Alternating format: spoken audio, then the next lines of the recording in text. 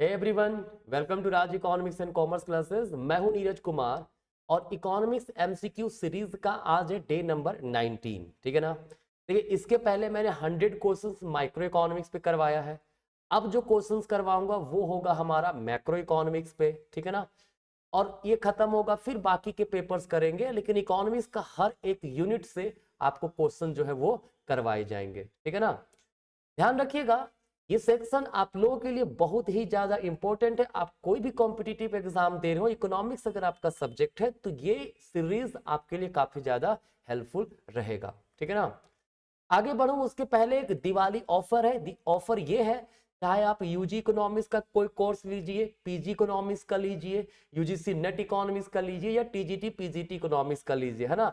बहुत ही बड़ा ऑफर दे रहे हैं हम, है ना। हमारे ऑनलाइन क्लासेस चलते हैं किसमें, मोबाइल एप्लीकेशन राज इकोनॉमिक्स RECC में। डिस्क्रिप्शन में लिंक दिया हुआ है, आप वहां से डाउनलोड कर सकते हो मोबाइल एप्लीकेशन। ठीक है ना।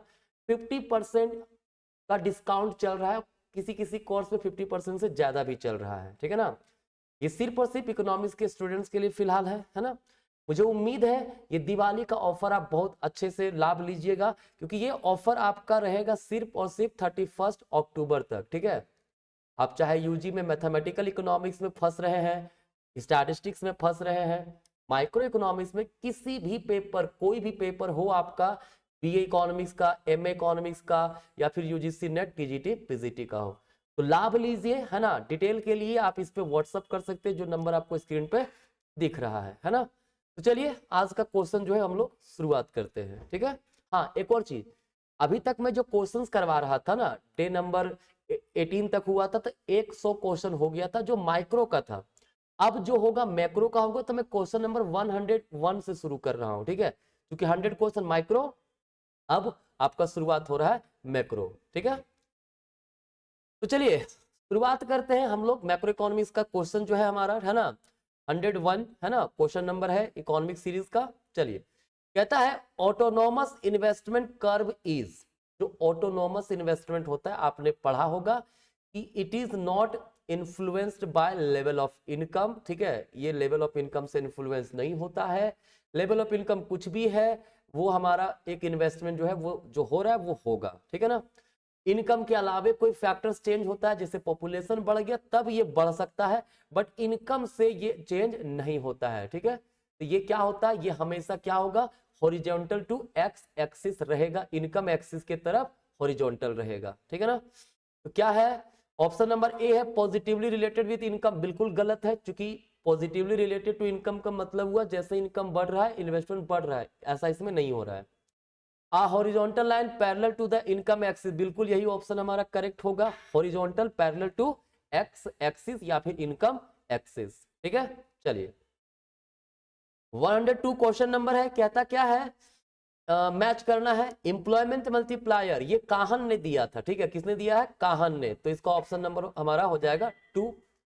रेचर्ड इफेक्ट ये डूसनबेरी के द्वारा दिया गया इफेक्ट था, रेचर्ड इफेक्ट। ठीक है। और इन्होंने एक और डेमोन्स्ट्रेशन इफेक्ट भी दिया था। क्लियर।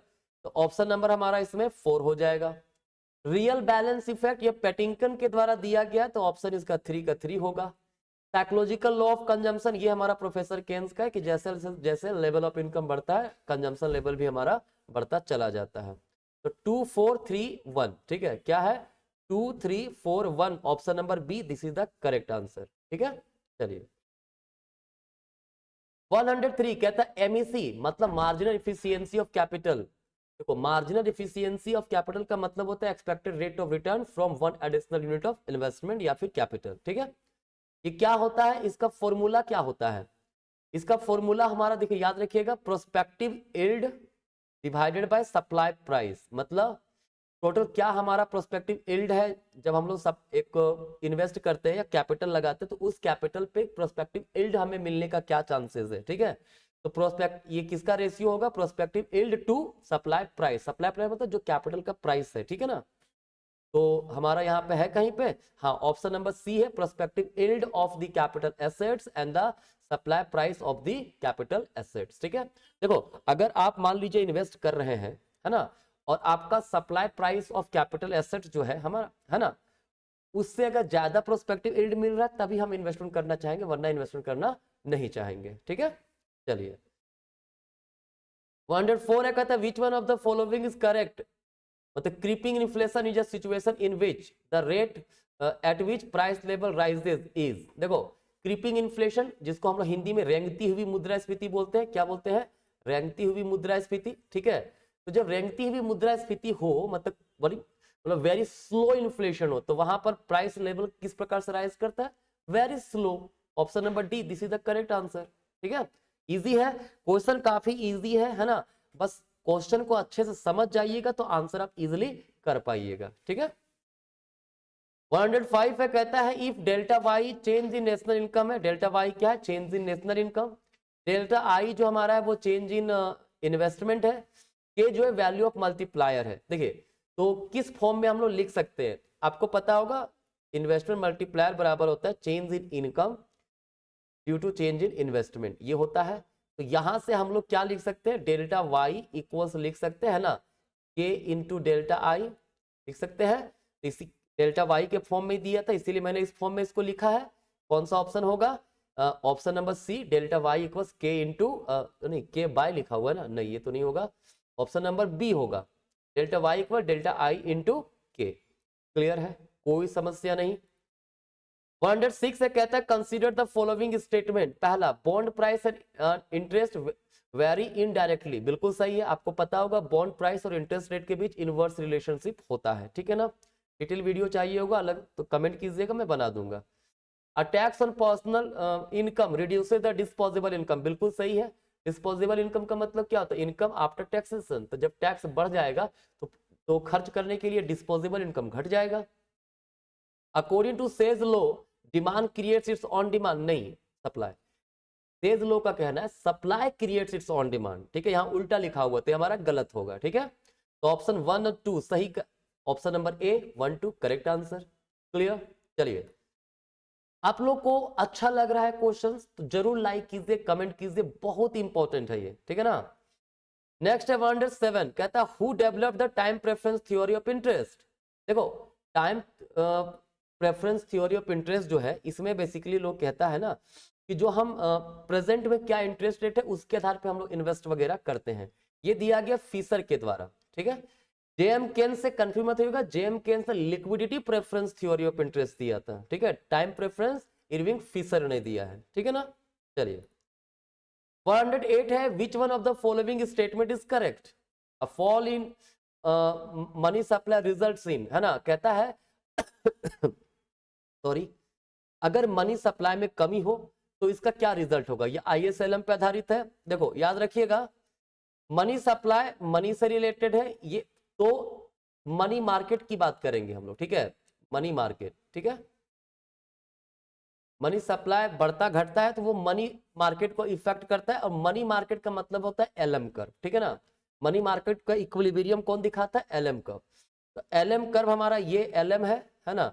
अगर मनी सप्लाई घट जाएगा, ठीक है, तो एलएम कर्व जो है लेफ्टवर्ड शिफ्ट करेगा। क्लियर है, मतलब ये भी घट जाएगा।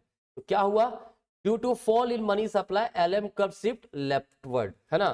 तो क्या ऑप्शन है, leftward shift in the LM curve, option number D, this is the correct answer, ठीक है। चलिए 109 है, कहता है which one of the following statement correct according to Keynes fresh investment would be possible only if, कहता है fresh investment कब होगा।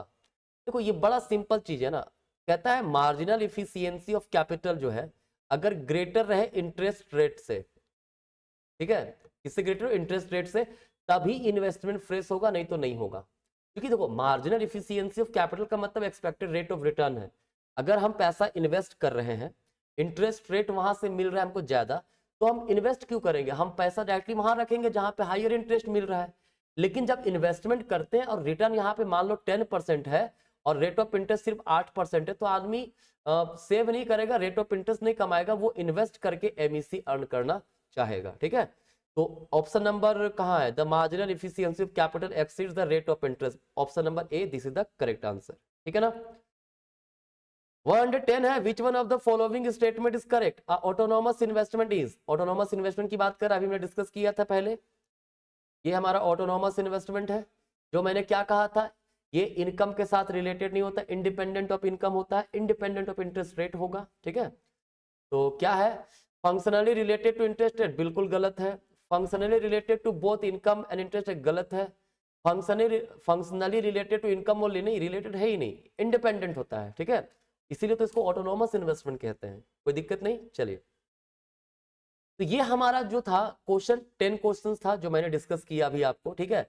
बाकी मैं फिर से बता दूं, इकोनॉमिक्स का अगर आप स्टूडेंट हैं, आप बेहतर परफॉर्मेंस चाहते हैं अपने एकेडमिक में या कॉम्पिटिटिव एग्जाम में, तो हमारा मोबाइल एप्लीकेशन डाउनलोड कीजिए। इकोनॉमिक्स को सिंपल तरीके से इसके कंसेप्ट को डिलीवर करता हूं मैं आप सबको, ठीक है ना। तो चलिए, आज का क्लास यहीं तक रहेगा।